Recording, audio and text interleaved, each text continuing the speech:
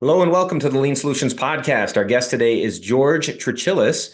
He started his career at Motor Coach Industries in 1994, where he received lean coaching in just-in-time manufacturing and total quality management. Having led change for over 10 years, he decided to start his own consulting firm in 2003 and grew to become one of Canada's fastest growth companies by 2006. He's also the author of a few books and online courses to include Developing Lean Leaders at All Levels, which received the Shingo Research Award in 2016. Welcome to the show, George. Well, thanks for having me, Patrick. Absolutely. No, it's great to have you. And you are still in Canada, correct? Yeah, but the background might throw you off. For everybody who can't see, I've got Santorini Island as the background. Yeah, that's beautiful. Yeah, that's where I want to be, and that's the only way I could do it right now. That's right. Well, sometimes it's good to put your vision in front of you, and so you can see it, right? And what you're looking at constantly, you're thinking about, and maybe the connection will happen. Have you never been there before? Just a place that I have a house on the island. Oh, well, okay. Yeah, and I invited Rizzo Shingo and Paul Akers twice, and they came for a leadership summit there. That's amazing. The problem I'm having, other than COVID at the time, is who wants to travel right now with all the craziness? There's a big stretch. We're in the prairies. We're north of North Dakota. Sure. Okay, that makes sense. Okay, that puts it into perspective for me. Thank you. Also, one of the things that I want to talk about today, which I've seen you, been very involved with, is the Harada Method. And there's actually a baseball player that's called Showtime. And you and I had some discussions about Showtime prior to this. I'm not a big baseball fan, so you're gonna have, just like Canada and the Providences, you're gonna have to fill me in on Showtime and tell me a little bit about how Showtime has used the Harada Method to become the baseball player that he is. Okay, so let's start at the beginning. I think when I set a goal way back in 2011, it was to travel the world consulting over the internet. And I was already doing lean, and I had a lot of companies in Canada that I serviced, but I didn't have companies everywhere in the world. So I'm looking for something new. And Norman Bodek comes up with a term at the time, and I knew it was missing. It was the people side of lean. Sure. And he says the Harada Method is what you need to do, and this is the missing link to all these companies doing lean. That's why they're not sustaining it. Mm. All right. And as I took the Harada Method, I found out about this baseball player named Shohei Ohtani, and he was a sophomore in Japan when Takashi Harada, the creator of the Harada Method, went and they did like a little visioning together about his future. And he says, I want to be the number one baseball player drafted in Japan. And he was, I believe, he wanted to have a 100-mile-an-hour fastball. He had 64 tasks in this chart of his that he wanted to go accomplish. And when he came to the US in 2018, he quickly became a phenom, and he's the number one baseball player in the world. I'm getting into baseball because of him, and because of the Harada Method, of course, because I love the system. I love the method. And yeah, so he's, I don't know how much he used it. I can't speak to that. I tried talking to his agent, but they won't let me anywhere near Takashi Harada now, or Shohei Ohtani. He's so big. He's just an amazing baseball player. Wow. In 2015, I did training, 2015, somewhere around there, 2016. I did training in Baltimore where Babe Ruth was from. And I said to everybody in the audience, you guys should go out and buy Shohei Ohtani baseball cards. And this is before he even came to North America. Okay. Yeah. One of his baseball cards now is worth $64,000. Wow. And he only started, he's a rookie from 3 years ago. That's amazing. Yeah, it's mind-boggling how much the values increased. And Babe Ruth just sold his rookie card, or he's dead now, but somebody sold his rookie card for $6 million. So I just can't believe it. That is crazy. Yeah, and you know what really bugs me is I'm the one who didn't take my own advice. And So, now you're kicking yourself. well, not really, because somebody joined and they said, I want to learn the Harada method. So all the money they gave me, I went out and bought baseball cards with it. So Okay, all yeah, right. so I got his rookie card like 100 times over now. Oh, But nice. but the point, yeah, I'd love him to sign it. Oh, So if yeah. he ever hears this podcast, please sign my baseball cards. If you sign 100 of them, I'm Someone's sure listening that has to I'll have be a a millionaire. connection, right? Yeah. So connect George. So tell us a little bit about the Harada method. So for people that are listening in that they're learning about this for the first time, can you tell us, what is it? How would you explain it? And Okay. just from a basic perspective. Okay. Well, it's the spirit of self-reliance. Now, Norman Bodek, I quickly met him again in 2012 because I wanted to, I don't know, find a way to achieve my goals, right? And the Harada method was that system to do it. So Mhm. you have a goal that you want to achieve, you don't know how to do it, you got to take the Harada method. Mm. That's my thinking. So what is it? It is a it's Takashi Harada, who was a high school teacher stealing from all the greats, and he traveled to learn about how people learn. And he stole everything from everybody, put it all together in a 5-step system. There's 5 forms you would fill out. It's more like 20 steps, but over 5 forms. And he practiced, he tried it. Students didn't get the value from it, so he changed it. So he did a lot of PDCA, and he finally figured out the secret. And from that point on, his high school went from the worst in Osaka, Japan, to being the best. Wow. And they came out with 13 gold medalists.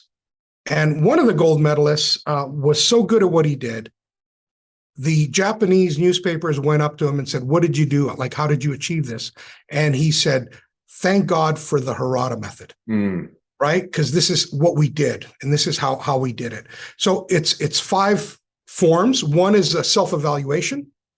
The other one is a long-term goal form. So imagine a visioning board. You would put down all sorts of stuff that's not on the visioning board, but that's a long-term goal. You can almost frame that long-term goal form.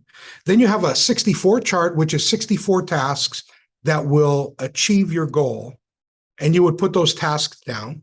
And those fall into 2 categories. All the tasks, they fall into routines. So there's a routine checklist, and they fall into milestones. So you use a daily diary to track your milestones. Every day, imagine if you looked at your long-term goal form and your 64 chart, and you said, what am I going to do today that will help me 5 years from now? That's powerful. So every day you bring in one task that'll help you a year or 2 years or 5 years from now. It's bringing in the long-term thinking into today, plus a reflection every day. What did I do well? What could I do better? What's my saying of the day? What questions am I going to ask my coach? So this is interesting because when I took it in 2013 or 2012, in 2013, I followed Norman Bodek, who is a quality guru, followed him to a session, and he says, George took my Harada method course, and that's all great, but he's not going to get the value from it. I'm going, what? Why? And he says, because he's not using a coach. You'll let yourself down, but you'll never let your coach down. And I thought, okay, Norman, you're my coach now. That's it. I'm going to hire you, go out to Portland, record you, go out to Japan a couple of times with Norman. So I followed him around, I recorded him, and I created an online course for him, even though he's not with us today. I think, yeah, unfortunately, he died in 2020, but at least the proceeds, half of them go to his wife. That's great. So you walked through a couple of the 5 steps. What are the last few? I think you hit the first 2, correct? Yeah, there's 20 steps, but there's 5 forms. 5 forms. Okay. And I know where you got a little bit discombobulated because I stopped kind of at the 64 chart where there's 64 tasks. Yes. From the 64 chart, you pull something like, hey, maybe I want to lose, 50 pounds or whatever. Okay. Okay. But you're going to convert that into a routine. So there's a routine checklist. That's another form. Okay. That's form number 4. So the routine checklist would have something like walk 10,000 steps a day, and you're going to measure yourself. Okay. And then the other one is, well, there's going to be milestones. So I need a daily diary for my day-to-day management. Got it. And that's where you use a daily diary. So there's actually 5 forms over 20 steps, and you can't give it make it make sense at all. Sure. It's a big package. There's a lot of work to do. And not too many people will invest that kind of time in stopping what they're doing today, like work, and taking a weekend or 2 or 3, and over 3 months, that's how long my course is normally, over 3 months, dedicate themselves to 1, 2, 3, 4 hours a week. And that's for themselves, their own investment. Right. Not too many people do that. Right. And not to mention the coach part, right? I mean, having a coach too, and the importance of that. Yeah. I had to create my own coach, or create them into a Harada Method coach. So I've had a coach since 1997, and he's my old boss. So he's more like a mentor, not a coach. We can always get into the distinction. But I said to him, look, I'm going to send you my daily diary every day for 30 days. Here's what I want you to look for, and here's the feedback I want. Right? So I actually converted my mentor into a Harada coach, and I said, here's what I need from you. And he told me to fax it to him. I said, what are you talking about? There's no fax machines.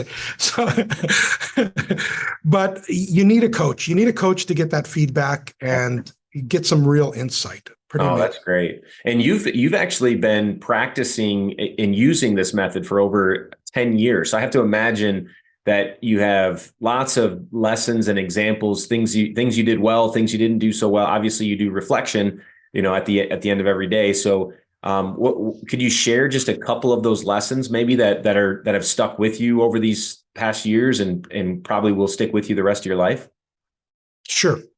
So my original goal was to travel the world consulting over the internet, and so I heard something, and I think it was Takashi Harada in his book, The Harada Method.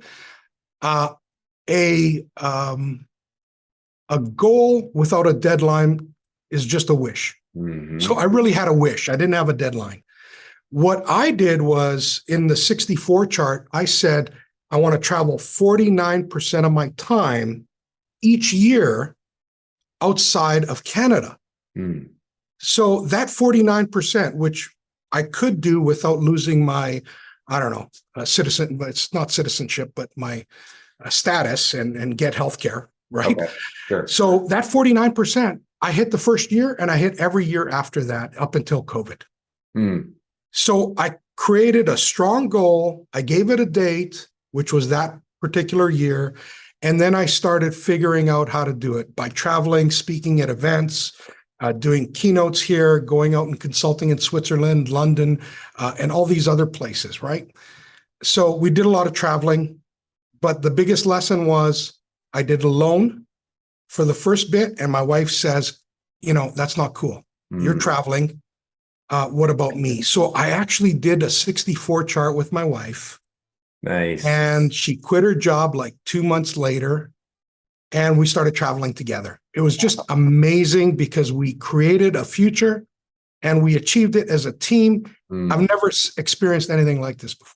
Oh, that's amazing. I love hearing that story, because I'm sure there's many people that are listening that are thinking, I could use this for myself and for my wife or for my husband or my family as a whole, right? We could use this personally. What about on the professional side of things? Any lessons or examples of businesses or organizations that have used this that you've seen find success? Well, okay. So let me talk about success and failure. I just came out of a company called Vantage Studios. Okay. Now, Vantage Studios, they put 18 people through this. One of the items in the Harada Method is you're going to change your mindset of your selfishness. You're not going to be selfish anymore. You're going to find a service to do at work, and a service to do at home. So for example, when I started, one of my services at home was to cook every day. I was almost doing that, but I added clean up after every meal. Mm. Okay, so that's my service at home. My service at work, I can't remember what it was back then, but my service at work today is to help people with the Harada Method at no cost. Mm. Okay, Wow. so that's interesting. Yeah. But at Vantage, people were complaining and somebody didn't want to do this. It's not part of their job. Please hire somebody else. You know, this is a human resource job. It's not my job. Mm. But when I started prying and saying, well, you know, find something that bugs you. Be selfish at the same time as servicing your company. Right. So they started doing these things, and everybody's co-pollinating, coming up with ideas. We created a little board called My One Small Improvement, which is quick and easy Kaizen from Norman Bodak, right? So everybody started improving something in their area, which improved the other areas. This was all part of their service at work, which helped everybody. They got rid of the selfishness and the ego and a lot of that. And that's what helped them become better. Yeah. So in the Harada Method, we were building on their character first so that their achievements actually made sense. Be a good person. So that's the good part. The bad part is I made the mistake of asking one of the individuals, you know, why are you working here? Because they said, I have a passion in this area. Mm-hmm. So why are you working at Vantage? And they thought about it and quit. Okay. So then they went and worked in the area they loved, which is great. That is great. When I talked to the owner, he said, George, I'm only interested in helping people achieve their goals. Mm-hmm. If it helps our company, great. That's what I want. Right. But it's more important to help individuals grow. Mm-hmm. And that's the kind of boss you want. Yeah, absolutely. Well, and if people aren't in their, if they're not serving in their passion area, right? If they're not the right person for the bus, if they're not on the right bus, or maybe they're on the right bus but not on the right seat. But what you're saying is this person wasn't even on the right bus, and they realized that and made a decision. Well, that's a good thing for the person, for the individual, and it's a good thing for the company, really. So I think that's great. Yeah, it's kind of a win-win. The company has to look for somebody else.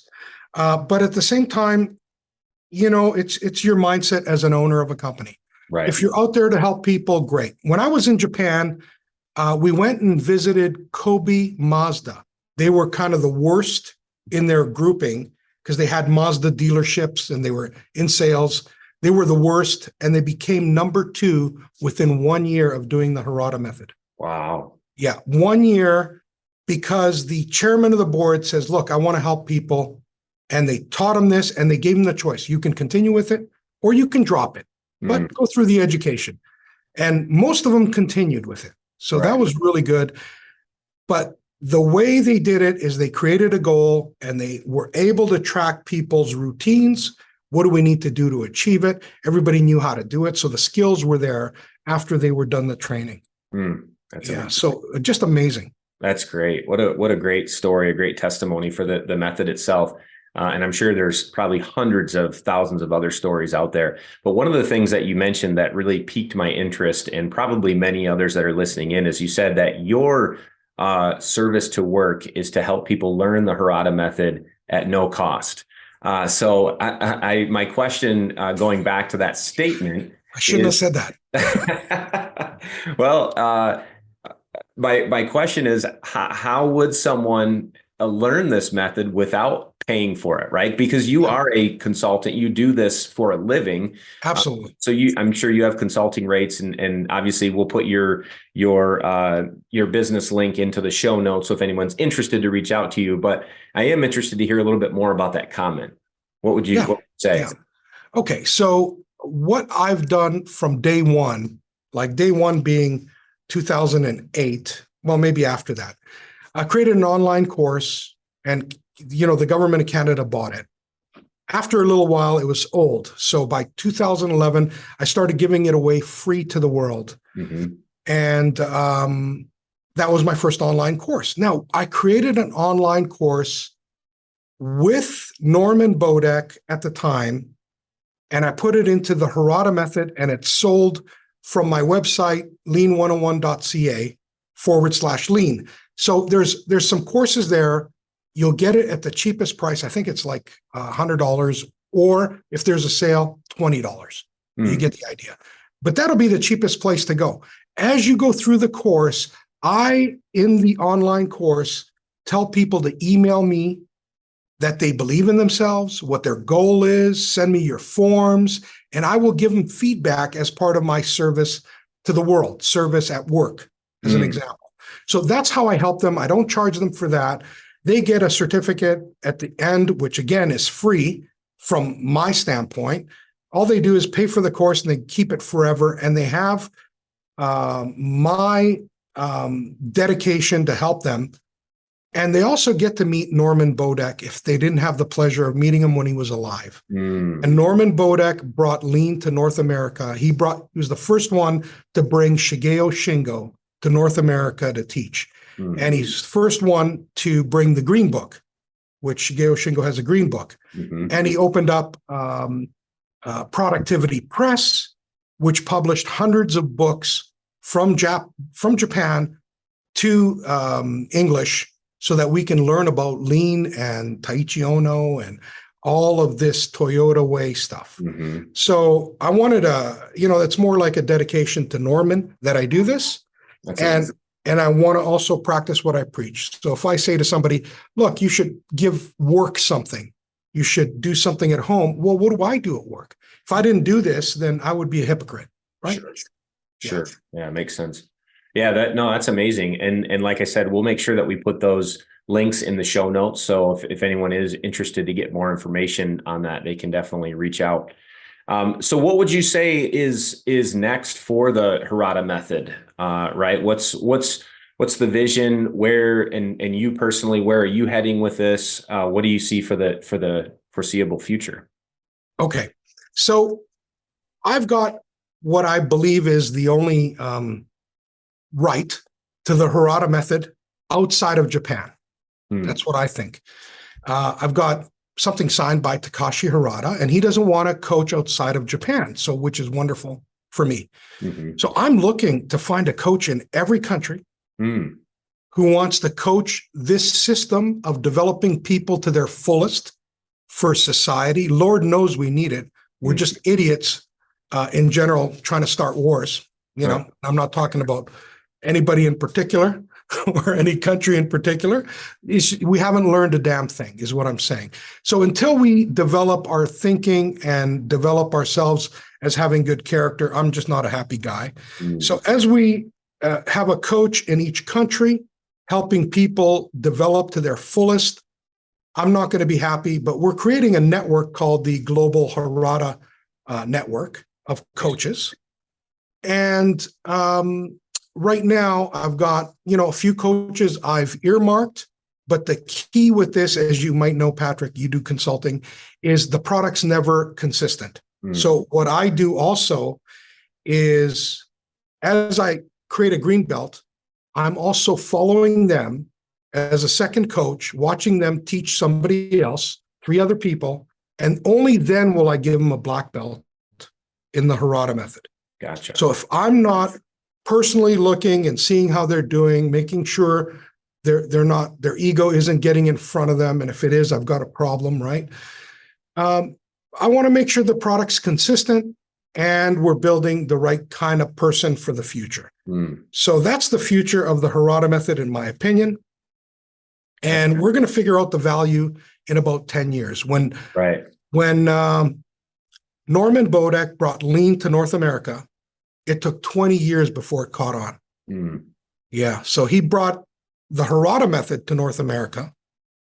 It's been 10 years. It's going to be another probably 10 years because he was that far ahead of the game. He was an amazing man. So now the Harada Method, it sounds like, can be applied in any industry, correct? Absolutely. We're not, this isn't just a manufacturing thing. It's not just not just for nonprofits or personal development, right? This can be applied in a lot of different ways. And we've already talked about a couple different examples, but when you think about that future vision of where you want to go, I mean, where do you see what benefits do you see the world gaining from this? Because obviously you have very high aspirations. It is as getting this out globally. Do you see this being embedded in every organization in the future? And what benefits do you see that it will bring to those organizations or to those countries or whatever it might be? Yeah, well, Takashi Harada had it right. He was in high school when he taught it. We've got to get, to some degree, elementary school teachers teaching it. And when they teach it and they show, kids, and let's say anybody really, today I call a kid anybody under 35, but when we show these kids what they can do and what they're leaving on the table, it's going to be an amazing thing, the gap between what they're doing now and what they could be doing. And that is so aspirational. Yeah. So I've changed my thinking about what lean is. We used to say lean is, whatever definition you have. Mm-hmm. But today, I think lean is the gap between, where you are, where you need to be, but you as a human being, lean and waste, when we talk about waste is what you're leaving on the table at the end of your life, what you could have done versus what you actually did. Mm. Lord knows we could have done more to take care of ourselves, take care of the people around us, take care of our community, right, take care of our city, take care of our nation, state, whatever, and take care of the world. We are leaving so much on the table. Now, not too many people think that way, but guess what? We need more and more people thinking that way, and we need that to be prevalent rather than what we have today, which I think is just a shame that we haven't learned from history, right? Sure. Well, I love that you said that and brought in elementary schools. It makes me think about the Japanese culture, that so many people don't understand, and when they try to adopt the Toyota production system into their organization without really having a good understanding of what's behind it and the culture, the Japanese culture and what actually made it so successful. And just understanding and knowing what's happening or what happens in elementary schools in Japan. Just one example that comes to mind is that kids serve in the lunchrooms and they actually help cook and serve other students. And that's not something that you see I don't know in Canada, but I know in the US, it's not something that's a regular part of an elementary school. Yeah, so those are the types of things that are just embedded in the culture in Japan. And, that serving others is it's an innate part of how they approach everything they do and why the Toyota production system was so successful for Toyota. Would you? Yeah, it's interesting because when I was 9 years old, I used to serve people at my dad's restaurant. Mm. So he forced me to work. It was $2 a day. That's what I was getting paid, right? Not an hour, $2 a day to get candy. And I worked like a dog for that. I loved it. I loved it. Yeah, sure. I was so happy. We had a window and it would be George's window. I would open up the window and they would order a Fat Boy. That's just a kind of burger. Okay. Fat Boy and fries. And I would make it up and I'd give them an ice cream and I'd give them the food and take the cash. Today, it's different. Today, you take the cash, then you give them the food. Even if you go to McDonald's, right? There's no trust today. But I had to build that out, from a window in front of me. And I learned about good work ethic when I was a kid. So what happened with Takashi Harada? It's interesting because he did everything in the Harada method except one thing, and it still failed. And the one thing was he realized that he can do as much as he can at work, but until the home life changes, nothing changes. So what happened was he taught the kids that in order to change your home life, you have to do a service at home. You got to get your parents to believe in you. He used to hear things like, my son's useless, right? Like he won't amount to anything. So he put it on the kids to be self-reliant, rely on yourself to better your surroundings. And self-reliance today is one of the key principles in the Shingo Institute, which is named after, Shigeo Shingo. So self-reliance is so important. Don't wait for anybody else. Do it yourself. Don't wait for a coach to call you up and say, look, you're my student now. I want you to join me. No, do it yourself. Find yourself a coach. So all of this stuff is good, but until we actually change the kids and change the home life, get kids to be more self-reliant so that parents are starting to learn from the kids, nothing's going to change. So it's very difficult. It's a very interesting dynamic. And Takashi Harada learned that was the secret, is the service at home, change the way your parents think about you as a kid. So thank God I had an understanding dad who put me to work and forced me to like slave labor. He was smart, and that's what his dad taught him. So I'm just thankful, and today I'm really consistent because of that. That's so great. I thank him for that. He's no longer. That's amazing. It's great to hear that, and I agree with you. That's definitely something that's lacking for a lot of kids, unfortunately, nowadays. But hopefully that gets turned around, and maybe the Harada method would be part of that change that happens in the world. So, what would you say for those that are listening in? Again, they're learning about the Harada method for the first time. They're meeting you for the first time. What would you want someone to take away from this particular interview? Okay, so number one is it's not the people side of lean. It's the person side of lean. Each individual has a job to do. And the Harada method is a personal journey that you set and you go through the use of a coach. It's the person side of lean. That's what I would want you to take away. And your coach is going to use you. And hopefully you have a good coach, and your brain is their Gemba, right? They need to enter your thoughts and ask you really tough questions and understand the process. So this is one of the toughest things, is we don't have enough coaches. So that's why I try to do everything I can. And you learn from Norman Bodek, the person who brought it to North America, who's no longer with us, but you learn from him on video, and you'll fall in love with him. So I'm keeping his name going probably forever. And it's the least I can do for one of my coaches who's helped me out so much. So it's the person side of lean. You get a lot of people together using the Harada method. There's nothing you can't do, but you as a leader have to be first. Right. I love that. Well, George, it's been great to have you on the show. If anybody is interested to reach out, I know you mentioned the website earlier. Are there any other links or anything that you want to mention that would be important for listeners to have to connect with you? Sure. Google George Trachilis. There's only one of me. There's my cousin in Greece, but he's not on social media. But there's only one of me in the world. And you'll find georgetrachilis.com. So connect there, and I'm trying to connect all my websites. And Jeff Leiker and I created a company called Lean Leadership Institute, which is now the Global Leadership Institute, based on the book Developing Lean Leaders at All Levels. So that company, Global Leadership Institute, is doing the same thing I'm trying to do with kids and the Harada method. They're doing that with leaders globally. And Jeff has the only online course housed underneath that platform. So connect with them as well. And I'm a coach there too. So happy to help anybody that wants help. I'll leave you with this. Norman Bodek said this. When a student is ready, the coach will appear.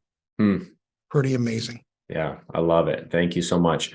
I'm thinking that the next time that we get together for another interview, we should go to your place in Greece. Oh, that'd be nice. Yeah, I think we're gonna also talk a little bit about lean construction leaders with Perry Thompson. Yes, and Perry's a executive director of lean at one point. He just retired, so now he can do these interviews. I worked with Parsons Electric for 5 years, and Perry put this wonderful book together with me. And it talks about doing it for yourself. Like you can't follow other companies. You can't just take what they have and adopt it, because it won't work for you. So he created his own little system and it works for their company, and they grew and they got consistent. They got sold off to a bigger company. It's just a great success story. But hopefully I love it. Talk about that. And I'll invite you to Santorini next time I do it. Perfect. All right. I'm going to hold you to that. And then we will get back together maybe a few weeks or so and record another interview on the construction side. And I'd love to chat with you about that. In listening to you talk about elementary schools and our youth, I mean, we might have to get together and have that discussion again too. I'd love to dive deeper into that and just what, because I mean, that's real change, cultural change is with our kids and the next generation. So thank you for hitting on that topic as well today. Thank you very much, Patrick. Really appreciate you. Take care, George. Yeah. Bye-bye.